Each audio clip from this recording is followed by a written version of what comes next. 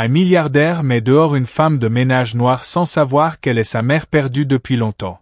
Et si la personne que vous aviez cherchée toute votre vie se trouvait juste devant vous sans que vous le sachiez? Margaret Williams avançait dans les couloirs de marbre du manoir de 20 millions de dollars avec la même grâce silencieuse qu'elle avait cultivée au cours de 30 années passées à nettoyer les maisons des autres.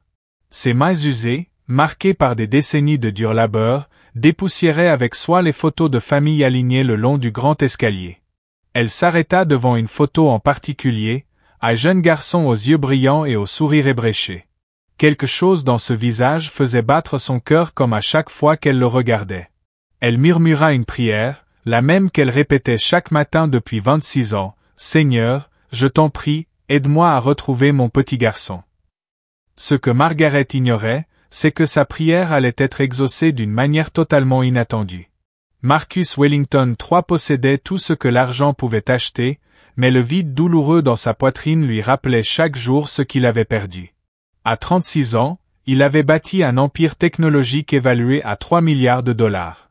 Pourtant, il aurait échangé chaque centime pour connaître ses origines. Les dossiers d'adoption étaient scellés et ses riches parents adoptifs étaient morts dans un accident de voiture quand il avait 16 ans, emportant avec eux l'histoire de ses origines. Debout dans son bureau au sommet de son penthouse surplombant la ville, il se sentait plus seul que jamais. Margaret venait au domaine Wellington chaque mardi et vendredi depuis 8 mois. Madame Patterson, la gouvernante principale, l'avait engagée après le départ de la précédente femme de ménage. Margaret avait besoin de ce travail. Son petit appartement ne se payait pas tout seul et, à 58 ans, il n'était pas facile de trouver un emploi. Elle faisait son travail avec fierté, traitant chaque maison comme si c'était la sienne. Le personnel appréciait sa nature douce et son sourire chaleureux qui illuminait la journée de chacun. Les ennuis commencèrent lorsque Marcus rentra à l'improviste d'un voyage d'affaires à Tokyo. Après 14 heures de vol, la tête lourde de fatigue et de stress, il s'attendait à trouver la maison vide à l'exception du personnel indispensable. En traversant son salon, il remarqua de petits détails, un coussin déplacé, des magazines empilés différemment. Sa vie privée était sacrée, et quelqu'un avait touché à ses affaires. Patterson, appelait-il d'une voix plus dure qu'à l'accoutumée. La gouvernante apparut rapidement, le visage inquiet. « Qui est allé dans mes pièces privées ?» exigea-t-il. Margaret sortit de la cuisine, un chiffon à la main, les yeux écarquillés par la confusion. Elle nettoyait les plaintes près de son bureau, comme Madame Patterson le lui avait demandé. La colère de Marcus monta. Cette femme, cette étrangère, touchait à ses affaires personnelles. « Je veux qu'elle parte », dit-il froidement en désignant Margaret. Le cœur de Margaret se serra en voyant la fureur dans ses yeux. Elle n'avait rien fait de mal, mais elle connaissait ce regard. Elle l'avait déjà vu dans d'autres maisons riches où les gens comme elle n'étaient jamais vraiment les bienvenus. La gentillesse qu'elle avait ressentie ici s'évanouissait d'un coup. Ses mains tremblaient tandis qu'elle rassemblait ses produits de nettoyage. « Monsieur, je suis désolée si j'ai mal agi, » dit-elle doucement, presque en chuchotant. « Madame Patterson m'a dit de tout nettoyer. » Mais Marcus ne l'écoutait pas. Le stress de son échec au Japon, combiné à son sentiment d'abandon, avait créé une tempête de rage qui n'avait rien à voir avec un chiffon mais tout à voir avec la douleur qu'il portait en lui. « Peu importe ce que Patterson t'a dit, » siffla-t-il. « C'est ma maison, et je ne veux pas d'étrangers fouillant dans mes affaires. » Le mot « étranger » frappa Margaret comme un coup physique. Pendant des mois, elle avait pris soin de cette maison, poli ses trophées, rangé ses papiers avec l'amour qu'elle aurait donné à sa propre famille. Mais pour lui, elle n'était qu'une employée remplaçable. Madame Patterson tenta d'intervenir. « Monsieur Wellington, Margaret est l'une de nos meilleures. » Mais Marcus l'interrompit d'un geste de la main. Ses yeux sombres, si semblables à ceux de Margaret, flamboyaient d'une colère qui semblait le surprendre lui-même. Margaret observa encore une fois son visage, la mâchoire ferme, les sourcils froncés. Quelque chose remua dans sa mémoire, mais l'humiliation brouillait ses pensées. En s'approchant de la porte, elle se retourna une dernière fois. « J'espère que vous trouverez ce que vous cherchez, mon fils, » dit-elle doucement, avec la même tendresse qu'elle avait eue jadis pour son enfant. Le mot « fils » stoppa Marcus net. La douceur avec laquelle elle l'avait dit, malgré sa cruauté, lui serra la poitrine. Mais son orgueil l'empêcha de revenir sur ses paroles. Margaret sortit dans la fraîcheur du soir, serrant son sac contre elle, à l'intérieur duquel se trouvait une photo fanée, la seule image de son petit garçon, prise quelques jours avant qu'elle ne soit contrainte de l'abandonner. Elle ignorait qu'elle venait d'être rejetée par l'enfant qu'elle cherchait depuis toute sa vie. 3 jours passèrent, et Marcus ne pouvait chasser de son esprit le visage de Margaret au moment où il l'avait congédiée. Il s'était jeté dans le travail, mais même ses réunions les plus importantes ne parvenaient pas à l'éloigner du souvenir de cette voix douce qu'il avait appelée « fils ». Il se disait que ce n'était qu'une façon de parler, une expression de femme âgée. Pourtant, la nuit, allongé sous le plafond vide de son immense demeure, il ressentait une culpabilité persistante. Dans son petit appartement, Margaret fixait la photo qu'elle gardait cachée dans son portefeuille depuis 26 ans. Le bébé sur l'image avait les mêmes yeux sombres que l'homme en colère qui l'avait chassé. Elle n'avait que 17 ans lorsqu'elle avait accouché, célibataire et effrayée, rejetée par des parents qui voyaient en elle une honte pour la famille. L'agence d'adoption lui avait promis que son bébé irait dans une famille aimante, mais ne lui avait jamais révélé ni son prénom ni sa destination. Durant des décennies, elle s'était demandé s'il était heureux, s'il était en sécurité, s'il pensait parfois à sa mère qu'il avait aimée assez pour le laisser partir. Madame Patterson, de son côté, ne supportait pas de voir la maison se dégrader. Elle voyait Marcus boire davantage, s'emporter contre tout le monde et travailler jusqu'à l'épuisement. 2 fois déjà, elle avait appelé Margaret pour prendre de ses nouvelles, inquiète pour le moral de la vieille femme. C'est à ce moment-là que Margaret avait dit quelque chose qui glaça le sang de Madame Patterson. « Je n'arrête pas de penser à ses yeux », avait dit Margaret. « Ils m'ont rappelé quelqu'un que j'ai connu autrefois. » La révélation survint lorsque Madame Patterson rangeait le bureau de Marcus et tomba sur ses papiers d'adoption classés dans un dossier marqué personnel.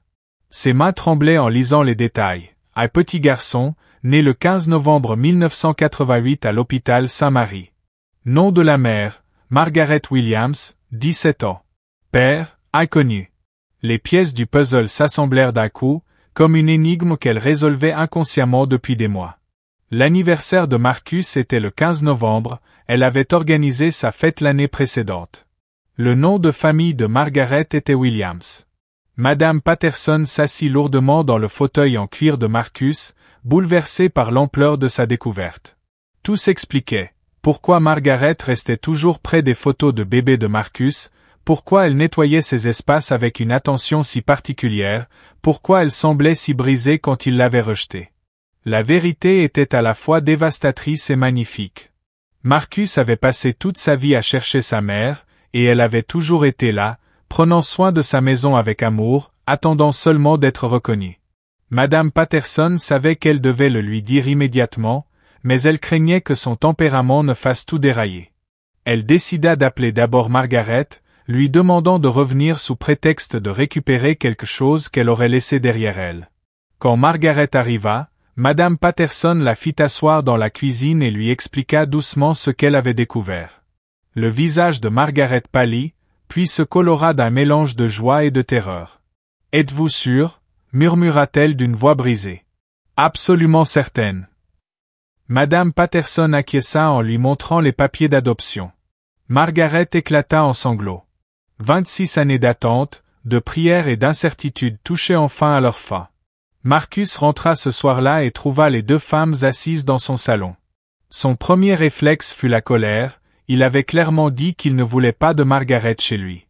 Mais quelque chose dans leur attitude, la gravité de leurs expressions, l'arrêta net. « Monsieur Wellington », commença prudemment Madame Patterson, « il y a quelque chose que vous devez savoir. » Elle lui tendit les papiers d'adoption et observa son visage passer de la confusion au choc, puis à l'incrédulité. « Ce n'est pas possible » souffla-t-il, presque inaudible.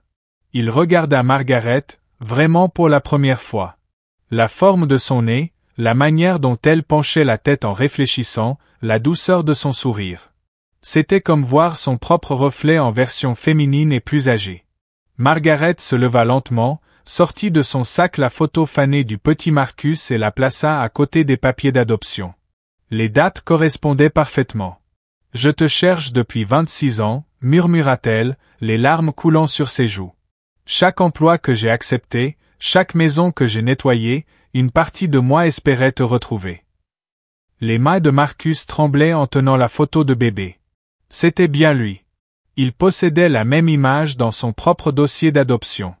Le puissant homme d'affaires, qui avait bâti des murs autour de son cœur, s'effondra soudain et, pour la première fois depuis son enfance, se mit à pleurer. « Je t'ai mise dehors », dit-il d'une voix étranglée par la honte. « J'ai chassé ma propre mère de chez moi. » Margaret s'approcha, ses instincts maternels brisant 26 années de séparation. « Mon bébé, tu ne pouvais pas savoir, » dit-elle doucement en caressant son visage. « Comment aurais-tu pu deviner ?» La réunion qui suivit ne ressemblait pas à un film. Pas de musique dramatique ni de dialogue parfait. C'était simple, réel, ponctué de silences maladroits et de questions hésitantes. Marcus et Margaret restèrent assis dans son salon jusqu'à l'aube, partageant 26 années de vie séparée. Elle lui parla des petits boulots qu'elle avait enchaînés, des nuits passées à prier pour sa sécurité, de la couverture de bébé qu'elle avait conservée toutes ces années. Lui raconta sa solitude au sein d'une richesse dénuée d'affection, ses recherches désespérées dans les dossiers d'adoption, sa peur d'avoir été abandonnée parce qu'il n'était pas désiré. « Je te voulais tellement », l'assura Margaret en posant sa main sur la sienne. « Te confier à l'adoption fut la décision la plus douloureuse de ma vie. Mais j'avais 17 ans, pas d'argent, aucun soutien familial. Je pensais que tu aurais une vie meilleure sans moi. » Marcus comprit alors pourquoi il ne s'était jamais senti complet malgré son succès. La pièce manquante avait toujours été l'amour de sa mère, sa présence, ses récits sur ses origines. Au fil des mois, ils reconstruisirent leur lien avec prudence, comme deux êtres apprenant à se faire confiance de nouveau. Marcus acheta une maison pour Margaret près de son domaine, non pas parce qu'elle avait besoin de son argent, mais parce qu'ils avaient déjà perdu trop de temps. Elle continua à travailler, mais cette fois dans un centre communautaire, aidant d'autres mères célibataires grâce à son histoire. Marcus découvrit que le fait d'avoir une mère signifiait plus que recevoir de l'affection. Cela signifiait avoir quelqu'un qui l'aimait inconditionnellement, qui était fier de ses réussites, mais qui l'aurait été tout autant s'il n'avait jamais gagné un sou. Madame Patterson devint l'historienne officieuse de la famille, immortalisant leurs réunions avec des photos et des récits. Elle souriait souvent en les observant, voyant les angles tranchants de Marcus s'adoucir et la tristesse de Margaret s'effacer.